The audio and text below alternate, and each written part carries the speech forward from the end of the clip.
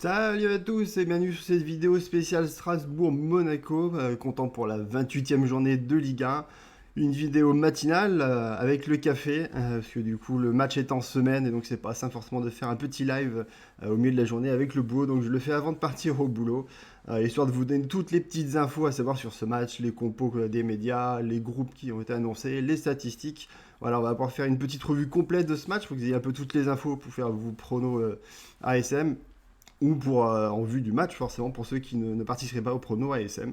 Voilà, on va commencer tout de suite pour faire le point sur le classement et sur les matchs de cette 28e journée, savoir qu'est-ce qui nous attend sur cette fameuse journée. Donc l'AS Monaco 4e du championnat, ça fait déjà 10 journées, depuis la 20e journée qu'on est à cette position, qu'on n'a pas bougé, on n'a pas gagné de place, on n'en a pas perdu non plus, mais on a largement creusé l'écart sur nos poursuivants, on a maintenant 14 points d'avance. Il reste 11 matchs à journée, ça paraît déjà bien pour l'Europe l'année prochaine. Ça paraît compliqué d'aller perdre autant de points sur les équipes qui sont derrière nous. À noter quand même que Marseille a un match en retard, donc il pourrait réduire un petit peu cet écart en cas de victoire.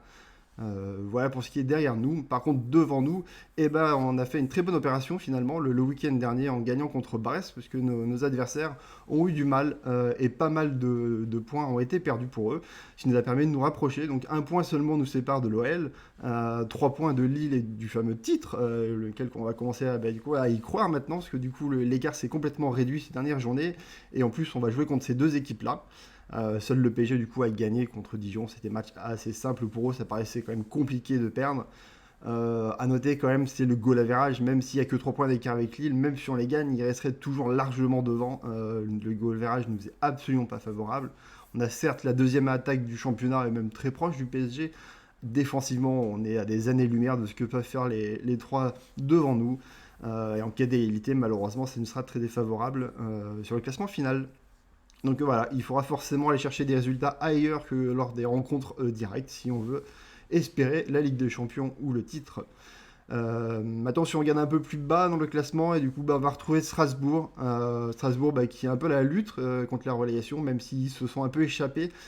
Début de saison très très compliqué, ils ont été pendant très très longtemps dans les 3 derniers. Là, ils sont réussis avec des résultats un peu meilleurs à remonter. Mais voilà, ils sont toujours en danger. Il n'y a toujours que 5 points avec le premier barragiste, donc il leur faut gagner des points. Normalement, c'est une équipe qui est redoutable à domicile avec son public. Malheureusement, cette année, c'est compliqué pour eux, parce qu'ils n'ont pas ces appuis-là. Et les résultats ne sont pas forcément là non plus à domicile, très compliqué en déplacement. Ce qui fait qu'ils sont dans une saison assez galère. Et on va pouvoir le voir, du coup, ils ne sont pas très aidés sur ce match-ci, avec pas mal d'absences assez importantes. Côté calendrier, si nous on rencontre une équipe du coup qui est au fond du classement, c'est pas le cas de nos adversaires. Lyon reçoit Rennes, donc pas un match forcément facile. Rennes qui a perdu chez eux le week-end dernier contre Nice aura envie, à mon avis, de se reprendre. Lyon peut douter aussi après son match nul au Vélodrome. Gros match aussi pour Lille qui va recevoir du coup Marseille, toujours des beaux matchs, Lille-Marseille normalement. Donc on peut s'attendre aussi peut-être que les Marseillais vont continuer sur leur série et essayer de grappiller des points contre les grosses équipes, ce serait pas mal, on aimerait bien en profiter. Surtout que nous, de notre côté, on a déjà joué contre l'OM, donc maintenant ils peuvent se reprendre, ça nous dérange pas du tout, au contraire. Voilà, et le PSG va faire un déplacement à Bordeaux, donc qui n'est pas forcément simple non plus, même si Bordeaux va beaucoup moins bien ces derniers temps. L'équipe est sur des très mauvais résultats alors qu'ils avaient fait un bon début de deuxième partie de saison. Là, ils se cassent complètement la gueule. Bonjour aux personnes qui sont dans le chat. En tout cas, je vois il y en a qui. Il est 15h30 en Malaisie. Sûr que l'horaire est beaucoup plus sympa que moi à 8h30 en France. Et même un à 15h30. Du coup, il y a des chanceux.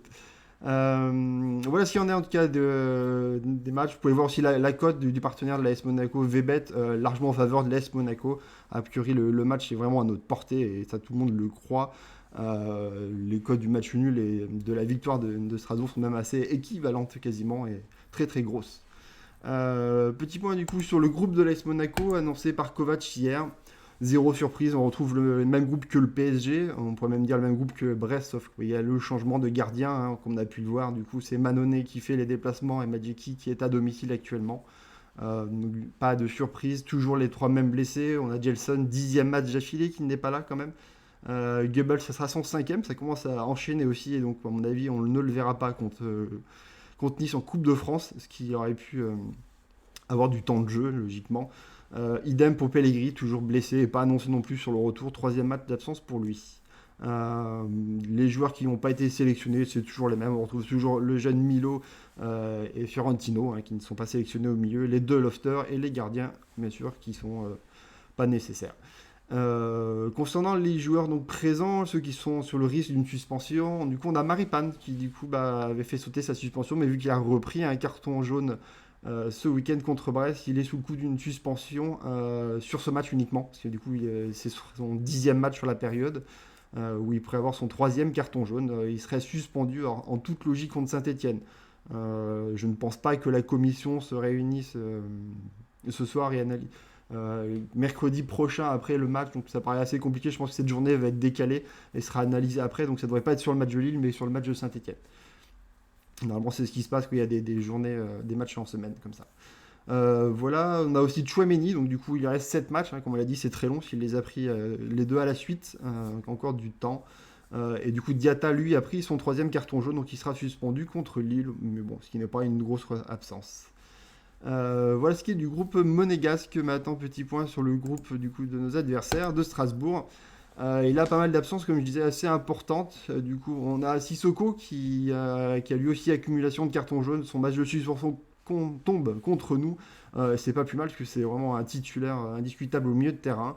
Et d'ailleurs, son compère Aoulou, joueur prêté par l'AS Monaco, ne sera pas là aussi, tout simplement parce que Monaco paye une bonne partie de son salaire et donc ne permet pas à Strasbourg de l'utiliser contre Monaco. C'est assez classique. Il n'était pas du groupe au match aller, il n'y est pas non plus sur le match retour. Ce qui a bien fait rager les supporters adverses, parce que du coup leur charnière du milieu n'est pas là. Et donc du coup ils vont devoir trouver d'autres solutions contre une équipe du coup qui tourne bien. Forcément c'est pas simple pour eux. Mais enfin bon, le joueur nous appartient, on peut quand même en profiter. Autre absence qu'on peut voir aussi, du coup, c'est Simakan qui est absent, le défenseur central de mémoire. Je retrouve mes notes. Oui, c'est ça, qui est absent depuis 8 matchs déjà. Donc, ouais, c'est pas une absence récente. Donc, du coup, l'équipe tourne déjà sans lui depuis un bon petit moment. Mais bon, ça reste quand même le titulaire central sur le début de saison. Et parmi les deux autres absences, Sels, c'était le gardien titulaire de la saison dernière et qui est blessé depuis le début de la saison et qui est sur le retour. Et Motiba, l'attaquant l'année dernière, qui avait mis 3 buts mais qui avait joué quasiment toute la saison dernière, est aussi absent depuis le début de saison. Donc voilà, c'est pas des absences récentes que Strasbourg peut avoir, mais en tout cas c'est surtout au milieu de terrain où il y aura de la perte et à voir comment ils vont arriver à essayer de nous tenir le ballon. Les statistiques du coup sur ce match. Attendez, hop.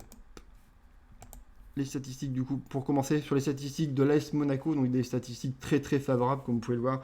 On est sur une superbe série de 13 matchs sans défaite, en comptant la Coupe de France, bien sûr, donc 12 en Ligue 1. À l'extérieur, c'est 7 victoires consécutives, là aussi avec la Coupe de France. À noter qu'il y a quand même 3 clean sheets sur ces 7 matchs, assez extraordinaire quand on voit un peu les résultats qu'on peut faire normalement défensivement. Mais à l'extérieur, on arrive à faire de bons résultats et à bien tenir. Donc, on le verra sur les statistiques. On est l'équipe qui subit le moins de frappes à l'extérieur. Ça m'a surpris de voir ces stats. Et pourtant, c'est bien le cas. À noter que sur ces 7 des derniers déplacements, c'est 18 buts. Vraiment une équipe très très offensive, même à l'extérieur. On est à l'extérieur 4e meilleure équipe du championnat avec 8 victoires et 5 défaites, 0 match nul. On n'a jamais partagé les points à l'extérieur. Ces 5 défaites, c'est vraiment au début de la saison où c'était vraiment catastrophique en déplacement, où on a perdu beaucoup de points. En tout cas, maintenant, on est vraiment largement meilleur. Après, le calendrier a fait qu'on a rencontré des adversaires plus faciles. Si on met de côté, bien sûr, le PSG. Voilà ce qui en est donc du classement. Offensivement, Monaco, du coup, c'est la 4e attaque à l'extérieur, 1,85 buts. Et qu'on peut le voir, on est sur une série complètement folle de 11 matchs où on a inscrit plus de 2 buts, 2 buts ou plus. Donc vraiment, on peut s'attendre encore à ce que Monaco continue à scorer. Même si Strasbourg réussit quand même à bien défendre, on le verra tout à l'heure, et même a réussi à faire un 0-0 à Lille. Défensivement, là c'est moins bien forcément. Monaco est 11e avec 1,54 buts encaissés. Donc même si du coup c'est un peu plus favorable. Ces temps-ci, on encaisse moins de buts. Ça reste comme une équipe qui encaisse toujours son petit but. C'est ce que j'ai dit sur la dernière vidéo et pourtant on l'a pas encaissé. Est-ce qu'on va enchaîner sur un troisième clean sheet? Je pense pas, comme ça paraît ça va faire beaucoup. Sachant que Strasbourg a des armes, des attaquants qui nous ont déjà fait mal par le passé. Ça ne m'étonnerait pas de les voir scorer sur des contre-attaques ou sur des erreurs de notre défense, notre gardien, comme d'habitude. Euh, Petit point du coup sur les statistiques de Strasbourg maintenant, à savoir du coup qu'à domicile, ils sont sur 4 matchs sans victoire, mauvaise série. Sur ces 4 matchs, ils ont inscrit que 2 buts uniquement sur le même match en plus, donc vraiment très compliqué offensivement pour eux en ce moment. Ils en ont encaissé 5, donc c'est pas non plus extraordinaire en 4 matchs, même s'il n'y a pas des victoires au bout, ça perd de pas grand chose. Vraiment dans une très mauvaise série, même si du coup un motif d'espoir avec le match nul à Lille. C'est quand même pas simple du coup j'ai dit 0-0 mais c'est 1-1 d'ailleurs, c'est vrai. Parce que du coup ils gagnaient et ils se sont fait rattraper. On a cru que Lille allait perdre des points, mais non, ils ont quand même réussi à récupérer un. Voilà ce qui est du coup pour les statistiques à domicile pour Strasbourg. Au niveau offensif, du coup, c'est 1,08 buts. C'est la 14e attaque à domicile, donc vraiment très très pauvre. Surtout ces derniers temps, on peut le voir sur le graphique, ces derniers temps, il y a très peu de buts qui sont inscrits. 8 buts en 9 matchs, c'est pas énorme. À l'inverse, par contre, c'est seulement 9 buts encaissés en 10 matchs. Je ne vous donne pas la stat sur les 10 matchs pour le but encaissé, vous pouvez le voir qu'ils ont mis 5 buts à Nîmes, ça a cassé vraiment un peu la dynamique. Et Nîmes a tendance à prendre vraiment beaucoup de buts ces temps-ci. On a pu le voir contre nous aussi. Voilà, et au niveau de la défense, c'est la 7ème défense avec 1,3 buts encaissés. Et au niveau des statistiques du coup générales entre les deux équipes, donc elles sont en faveur de l'AS Monaco, même si on est en déplacement, c'est plutôt des bonnes stats pour nous. Comme je vous l'ai dit tout à l'heure, donc offensivement, Monaco, c'est une des meilleures attaques. Quatrième en nombre de tirs effectués, 13 par match, quand même beaucoup. Là où il n'y en a que 11, donc c'est la 10e équipe pour Strasbourg. Sur le nombre de tirs concédés, là, assez étonnant que Monaco avec ses 8,7, c'est la meilleure défense en déplacement, celle qui concède le moins de tirs par match, assez surprenant. Là où du coup Strasbourg est que 8e. Au niveau de la possession, donc voilà, Strasbourg est une équipe qui laisse la possession à ses adversaires. Là où Monaco a tendance à la prendre, donc on va se retrouver, à mon avis, très facilement dans ce genre de schéma, sachant qu'en plus Strasbourg n'a pas ses deux milieux de terrain, donc il y a des chances que du coup ils aient tendance à plus laisser le ballon à l'accoutumée. Voilà, au niveau du nombre de passes, on peut voir aussi que Monaco est largement au-dessus. Monaco, une équipe qui est 5e au classement du nombre de passes effectuées. Donc vraiment une équipe au-dessus, là où Strasbourg peine plus, qui sont 15e. Une équipe, voilà, de toute façon, une équipe qui laisse la possession, forcément, à moins la possibilité de faire des passes et a tendance plus à jouer à des ballons très très longs pour jouer la contre-attaque. Au niveau des clean sheets, on peut voir que Strasbourg on a fait plus que nous, même si on se rattrape bien ces derniers temps, parce qu'on en a rajouté 2 unités, là on était qu'à 5. Et au niveau des gardiens, c'est beaucoup plus problématique là où forcément Monaco n'a pas un bon ratio, a très peu d'arrêts pour le compte. C'est pas forcément mieux pour le gardien de Strasbourg. Voilà pour ce qui est des stats. Petit point sur l'historique entre les deux équipes. Petit historique du coup qui nous était défavorable ces derniers temps, parce que vous pouvez le voir depuis la remontée de Monaco et celle du coup de Strasbourg, parce que du coup il n'y a pas de stats sur mon petit tableau avant 2017-2018. Elle nous était pas favorable, on était sur 4 matchs très compliqués, on se rappelle des défaites assez cuisantes à domicile, notamment. Heureusement, on a gagné ce match aller, même si ça a été compliqué de le gagner. On a eu du mal à aller chercher cette petite victoire. Ça nous a permis donc de reprendre le dessus. On peut espérer, du coup, comme sur la première saison en 17-18, essayer d'avoir une double victoire, ce qui serait vraiment assez intéressant et on en a absolument besoin.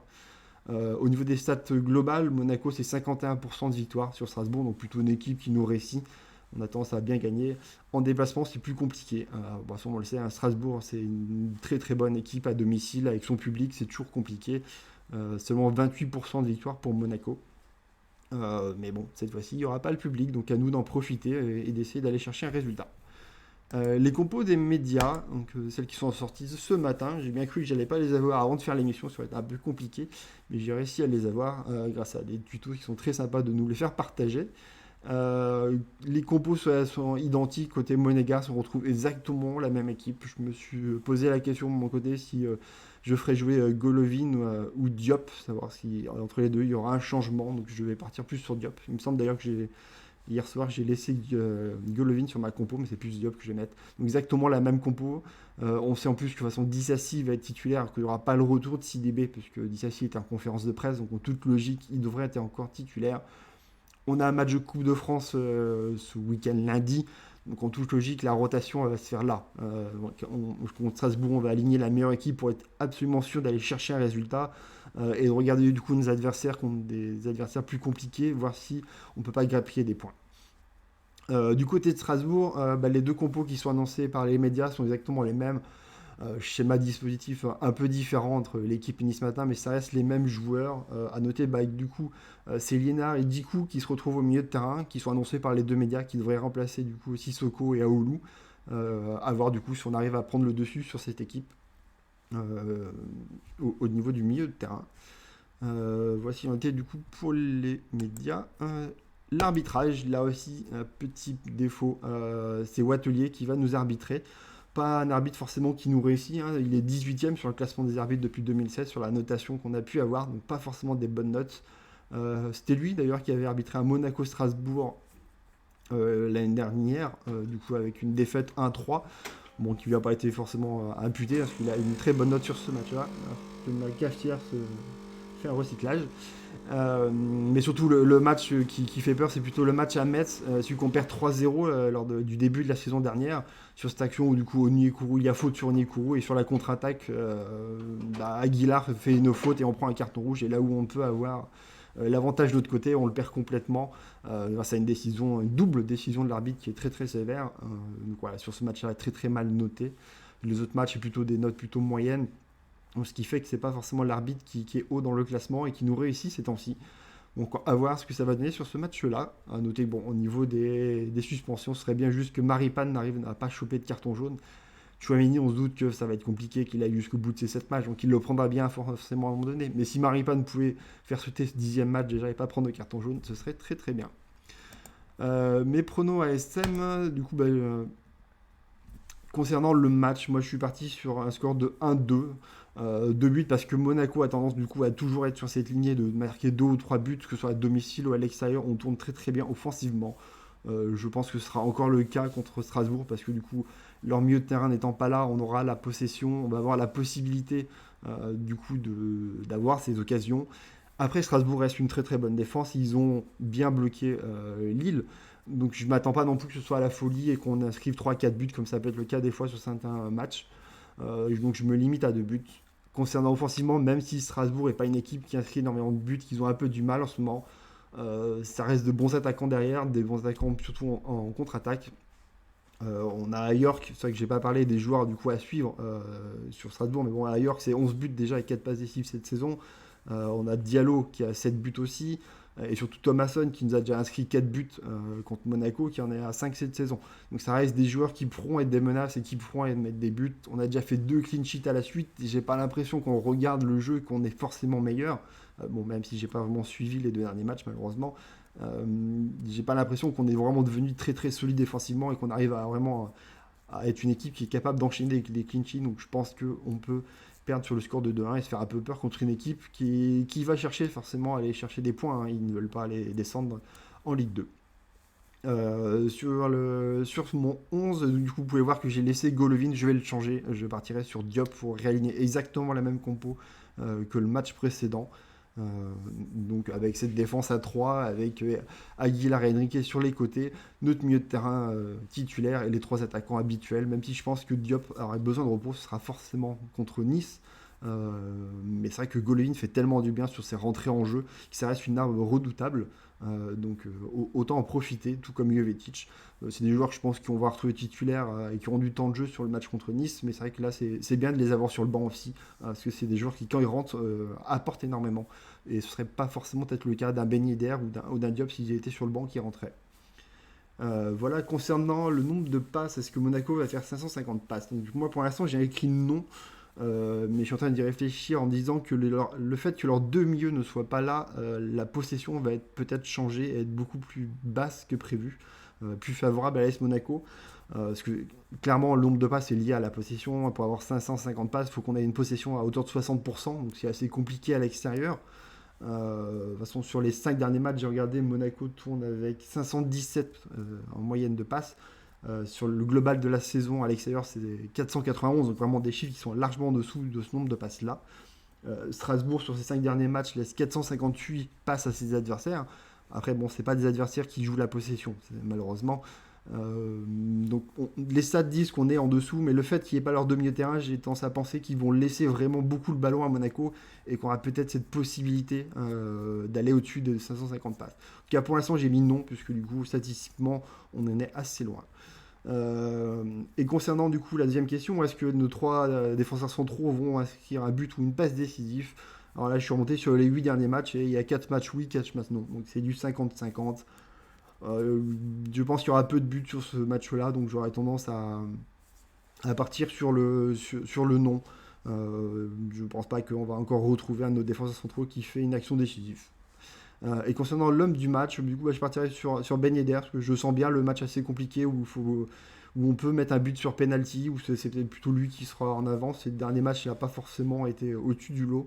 Ça fait longtemps que je n'avais pas choisi Ben Yedder comme attaquant. J'ai hésité longtemps avec Fofana, puisqu'il rejoue contre son ancien club, mais Fofana non plus n'est pas en méga forme. C'est plutôt Chouameni qui est largement au-dessus.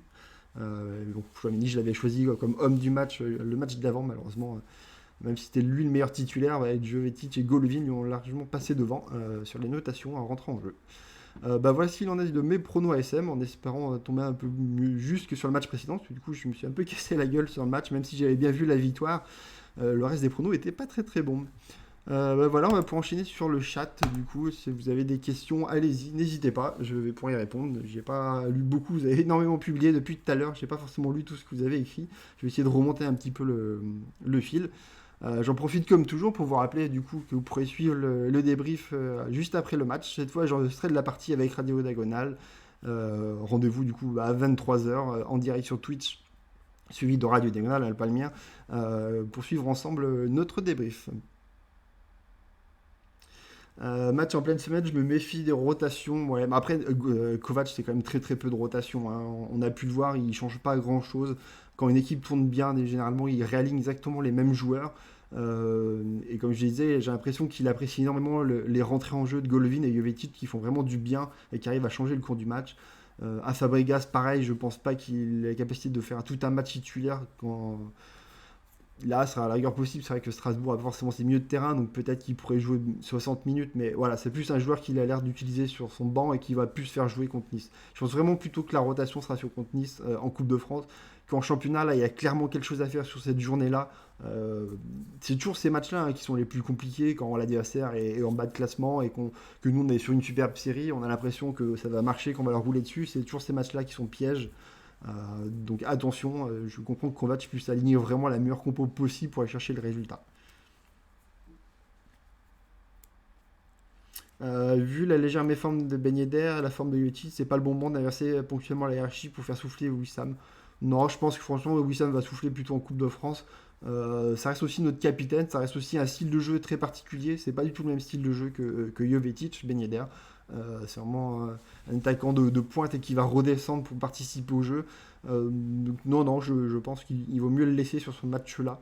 De toute façon, je trouve que Kovac le gère très très bien au niveau de sa fatigue, au niveau des remplacements qu'il effectue en cours de jeu. Golo titulaire clair. Moi, franchement, j'étais parti sur ça. C'est vrai qu'après, les compos médias me poussent à penser, et en revoyant un peu les interviews de Kovac, ça semble partir quand même sur aligner le même 11. Mais moi, j'aurais fait ce changement aussi, mettre Golovin titulaire et faire souffler Diop. Diop, c'est le joueur du coup qui a joué quasiment tous les matchs depuis le début de la saison. Les rares matchs où il est sur le banc, du coup, il y a un carton rouge et. Non, c'est l'inverse. Il est sorti parce qu'il y a eu un carton rouge. J'allais dire une bêtise. Mais même quand il est sur le banc, il rentre en cours de jeu. Donc, c'est celui qui a vraiment un des temps de jeu les plus importants. Pour un poste où du coup on souffle pas beaucoup. Donc oui, à un moment donné, il faudra qu'il se repose. Il n'a pas pu le faire en Coupe de France contre Grenoble parce que Goebbels s'est blessé. Donc à un moment donné, oui, il va falloir qu'il tourne. Euh, Dernière, il y a eu on a perdu 4-1 8-2 et York nous avait mis la misère. Oui, York nous avait déjà mis la misère. Il l'a pas mis vraiment match aller parce qu'il a mis un penalty, mais du coup, c'est vrai que c'est des attaquants qui sont assez compliqués à gérer pour notre défense. Je trouve qu'ils peuvent nous faire mal sur ce genre de match-là. Allez-y, si vous avez des questions, n'hésitez pas. Je vais essayer de remonter un peu.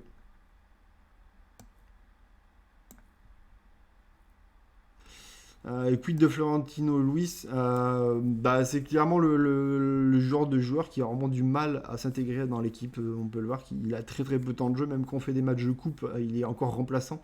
Euh, Est-ce que c'est le profil vraiment de pur milieu défensif qui plaît pas, ou est-ce que je pense que ça vient aussi de l'entraînement, hein, il y a beaucoup moins d'application que les autres pour que vraiment il soit vraiment mis de côté parfaitement pour qu'un jeune Matazo lui soit passé devant, alors que ça reste quand même un joueur, j'allais dire international, je suis pas sûr, mais un joueur quand même qui vient d'un gros club, qui a joué des matchs de Coupe d'Europe, qui a quand même un niveau très important, et pour qu'il soit se faire passer par un jeune qui en a sa première saison pro, c'est vraiment qu'il y a un souci quelque part, donc, peut-être un souci d'attitude, peut-être qu'il a vraiment du mal avec le club et du coup qu'il a tendance un peu à baisser les bras, et ce qui du coup pour Kovac ne va pas du tout, hein, c'est pas du tout son style.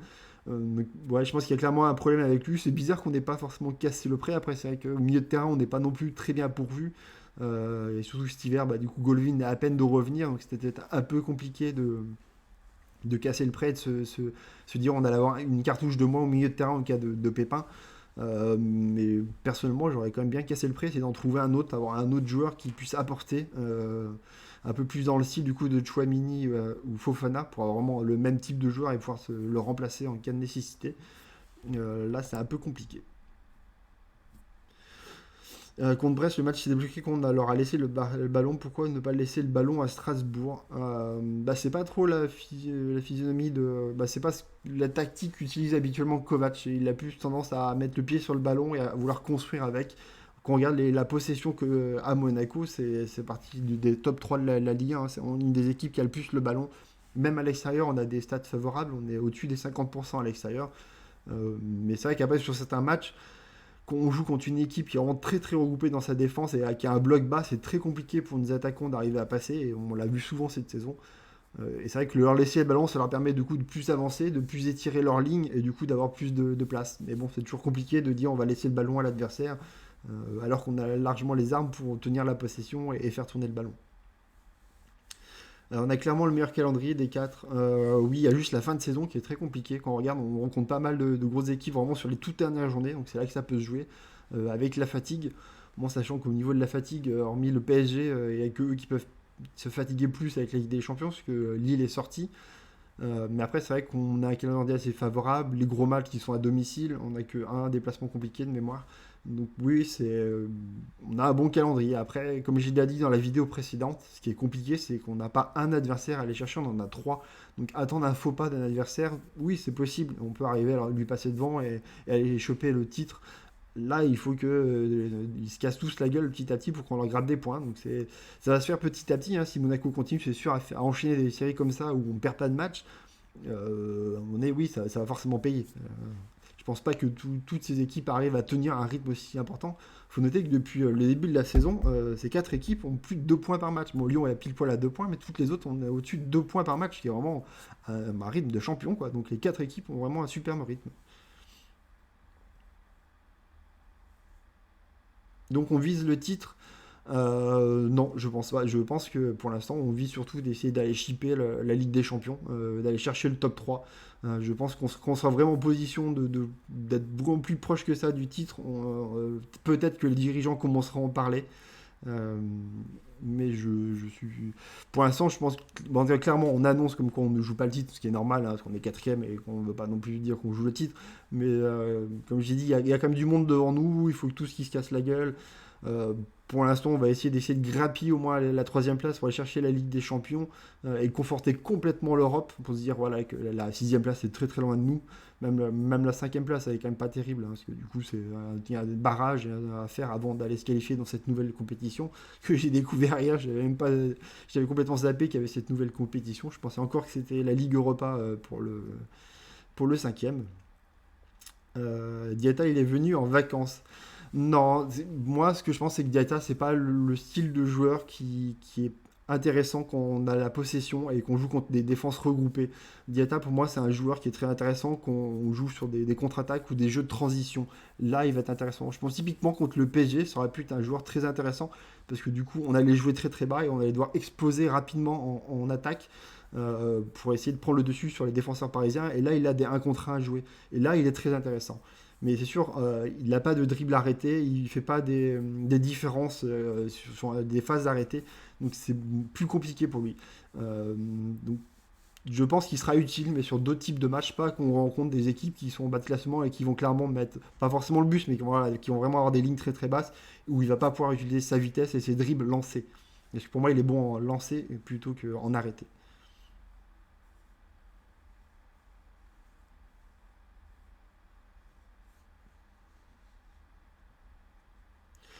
Voilà, bon, bah moi je vais vous laisser parce que il faut quand même que j'aille travailler. Hein. Voilà, j'ai beau être patron et pouvoir un peu prendre mes aises et essayer de décaler un peu mes horaires, il faut quand même que j'aille travailler et surveiller mes employés.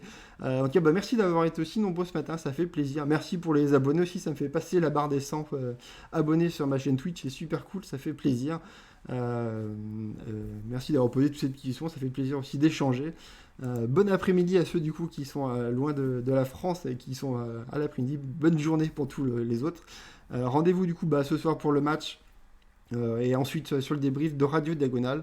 En tout cas, ça m'a fait très plaisir d'être avec vous et à très très vite.